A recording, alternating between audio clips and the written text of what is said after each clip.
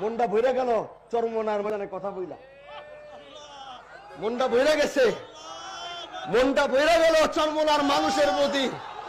কি এক আজীব খেলা যেন এখানে চলে ভাই, কি এক আজীব কারিশমা যেন এই ময়দানে চলে। আল্লাহ পাকের কি কারিশমা যেন এই ময়দানে আছে, কি এক আজীব জিনিস আমি যেন এখানে দেখতে পাই।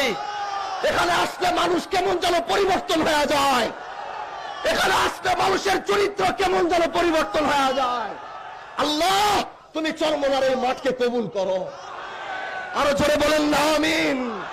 আল্লাহ তুমি এই চরমনার মুরিদদেরকে কবুল করো, যারা এই সিংহাসনে বসে নেতৃত্ব দেয় তাদেরকে কবুল করো, এদের হাত আরো শক্তিশালী করো।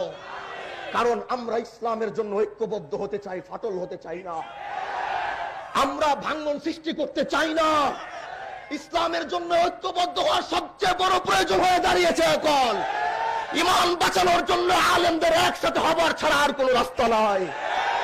মামুনুল হককে যদি ভাবে বন্ধ করে রাখে, আজকে মামুনকে বন্ধ করেছে, কালকে তোমাকে আমাকে বন্দী করে মেরে ফেলবে। আর এজন্য আলেমদের ঐক্যবদ্ধ হতে হবে। আল্লাহ চরমনার শায়েখদেরকে সেই হিম্মত তুমি দাও, গোটা বাংলাদেশের উলামায়ে কিরামকে এক প্ল্যাটফর্মে দাঁড়িয়ে করিয়ে গোটা বাংলাদেশে আরেক স্বাধীনতার যুদ্ধের ঘোষণা যেন হয়ে যায়।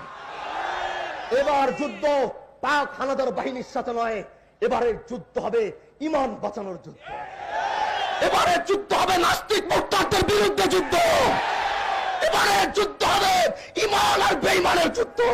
আর লম্বা আলোচনা করতে পারলাম না, আল্লাহ যদি আবার তৌফিক দিবে আবার আসবো ইনশাআল্লাহ, আবার আসবো ইনশাআল্লাহ, আবার আসবো ইনশাআল্লাহ। এই চরমনার এই ময়দানের সমস্ত আল্লাহর গোলামদেরকে নিয়ে আবার ময়দানে দেখা হবে ইনশাআল্লাহ, আবার ইসলামের জন্য দেখা হবে ইনশাআল্লাহ। নাসরুম মিনাল্লাহি ওয়া ফাতহুন করিব ওয়া বাশশিরিল মুমিনিন। আসসালামু আলাইকুম।